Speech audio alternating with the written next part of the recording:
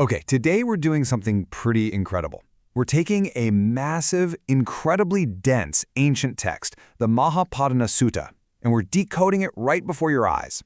In this explainer, we're going to transform thousands of years of profound Eastern philosophy into a modern, actionable framework for understanding human existence. So get ready, because we are essentially reverse engineering the source code of human suffering to find the ultimate algorithm for peace. Okay, let's dive into this. The whole story centers on a figure named Prince Vipassi. And to really grasp his discovery, we first have to understand the completely mind-bending paradox of his life. I mean, imagine a person who literally has absolutely everything: flawless health, unending wealth, supreme power, extreme luxury. He lived in this state of absolute, uninterrupted perfection. Yet somehow, from inside this perfect little bubble, he discovered the universal formula for human peace.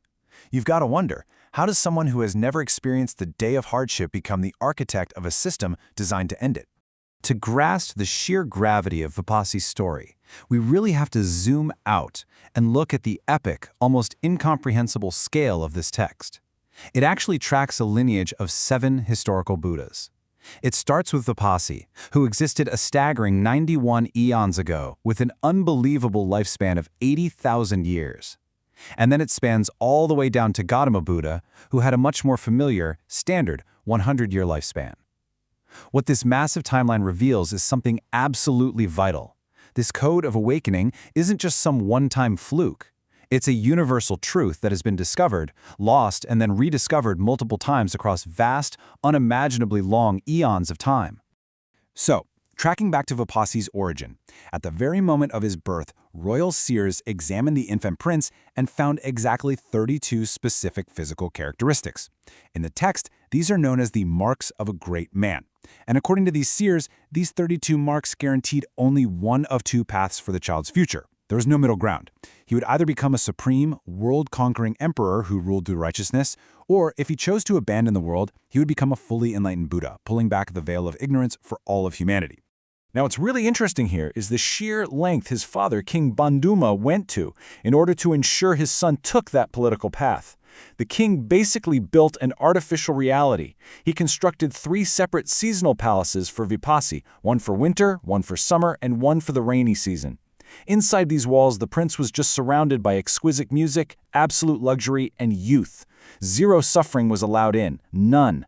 King Banduma created this stark, artificial contrast to the outside world, completely hiding the realities of aging, sickness, and death, specifically to prevent his son from ever seeking spiritual truths. But, you can't hide reality forever. As Vipassi grew older, he started taking chariot rides outside the palace grounds. And these excursions triggered an escalating series of existential shocks, basically his ultimate call to adventure. First, he sees an old man, then a severely sick man, third, a dead body being carried away. Having literally never seen these things before, Vipassi was absolutely horrified to learn from his charioteer that this is the inescapable fate of all human beings. But then came the 4th sight, a serene, shaved-headed monk, and that offered a glimmer of hope. It showed him that, hey, there might actually be a way out. Which brings us to this incredibly powerful realization from the prince. He says, it seems that birth is disgusting because when there is birth, aging, sickness, and death will inevitably appear. Now, this isn't just some teenage rebellion. This is a profound existential awakening. This is the exact moment the algorithm of his sheltered mind completely breaks. Vipassi realizes that all the wealth and power in his seasonal palaces cannot protect him or anyone he loves from the fundamental human condition.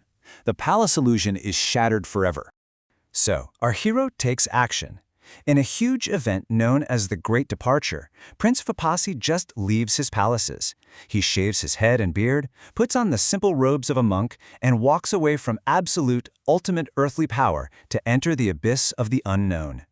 And get this, his conviction is so deeply inspiring that 84,000 citizens of the capital city look at him and think, well, if a prince is willing to give up everything for this truth, we must do exactly the same. A massive wave of followers just leaves the city right alongside him. But, as you might guess, having 84,000 followers trailing you isn't exactly great for quiet reflection. Vipassi realizes he can't solve the fundamental riddle of life while managing a crowd the size of a modern sports stadium, So he leaves them all behind and goes into deep, solitary retreat. In the total quiet of the forest, he begins this intense, highly methodical investigation. He basically decides to reverse engineer reality itself to find out why we age and why we die.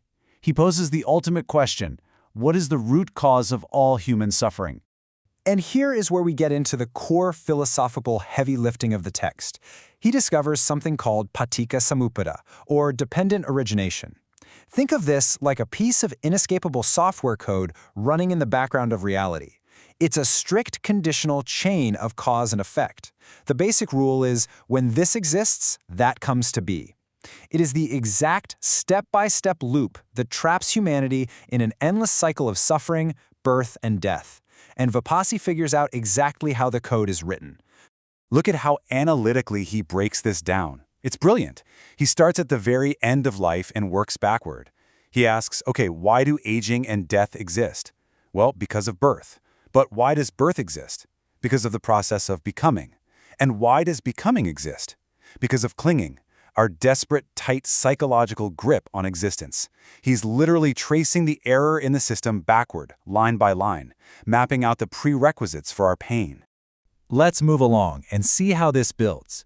He keeps tracing this error deeper and deeper into the system. Why do we cling? Because of craving. That deep, burning thirst for things to be a certain way. Why do we crave? Because of feeling. Experiencing things as pleasant or unpleasant. And why do we feel? Because of contact, our senses interacting with the world around us. He brilliantly maps out how our most basic, everyday sensory experiences bind us ever tighter to the cycle of suffering. And as he traces it down to the very bottom, he hits the core loop. Contact comes from our sense spaces. Sense spaces come from our physical and mental form, our mind and body. But here is the massive breakthrough. Where does this mind and body come from? Consciousness. And where does consciousness come from? The mind and body. He realizes it isn't a straight line at all. It's a loop. They constantly co-create each other, leaning on each other like two sheaves of reeds propped up together. This right here is the fundamental engine of human existence. So the crucial point is, having mapped the forward loop, Vipassana runs the code in reverse. If you remove the cause, the effect simply cannot happen. Because this ceases, that ceases. If you stop the ignorant clinging, the craving stops. If the craving stops, the becoming stops. By breaking just one fundamental link in this chain, the entire algorithm of suffering collapses, completely extinguishing the massive weight of human misery. This is the exact moment of his supreme enlightenment. But immediately after discovering this ultimate truth, Vipassy faces a massive dilemma. This formula is incredibly deep, it's subtle, and most importantly, it goes entirely against the current of human desire. Let's be honest, humanity loves to cling. We are completely obsessed with our attachments and our cravings. So Vipassy hesitates. He thinks, if I try to teach this incredibly complex code to a world totally blinded by desire, they just won't understand it. It'll only be exhausting and frustrating for me. Now, according to the text, a high deity, a great Brahma, actually reads Vipassy's mind and appears before him, practically begging him to teach. To help him understand, the Buddha looks out at the world with his newly enlightened vision and sees humanity like a giant pond of lotuses. Some lotuses are stuck deep down in the dark mud. Some are resting right at the water's surface. But a few lotuses have grown tall and stand completely above the water, totally unsoiled by the mud. He realizes that people are at entirely different stages of spiritual readiness. And this brilliantly illustrates his ultimate act of compassion. Yes, the truth is immensely difficult to teach, and sure, many simply aren't ready to hear it. But as the Brahma points out, there are beings out there with just a little dust in their eyes. If they don't hear the truth, they'll perish. But if they hear it, they will awaken. Vipassy realizes he just cannot keep this elixir of wisdom to himself. He has to return to the world. So the hero returns with the prize, but he's highly strategic about it. He doesn't just run to the town square and start shouting this complex code at everyone. Instead, he specifically seeks out two individuals back in the capital city, Prince Kanda and Tissa, the son of the king's chaplain. He knows these two possess sharp, pristine minds. They are the absolute perfect candidates to test the transmission of this newly discovered, liberating knowledge. Vipassy uses a highly structured, gradual method to teach them. He doesn't hit them with the heavy algorithm right away. He starts with the basics, the value of generosity and basic morality. Then he moves on to the heavenly rewards of good deeds. Only once their minds are elevated and joyful does he explain the hidden dangers of worldly pleasures. And finally, when their minds are completely clear, soft, and ready, he installs the final update, the Four Noble Truths. And instantly, Khanda and Tissa achieve full awakening. And that brings us to the ultimate question for us today. The Mahāpadāna Sutta shows us that this framework, this incredibly precise algorithm for debugging human suffering, has literally been known for eons. It traces exactly how our senses lead to craving, and how craving leads straight to our pain. The code is right in front of us. So in our chaotic, endlessly fast-paced modern world, where we are constantly bombarded by things to crave and cling to, the real question is, are we finally ready to apply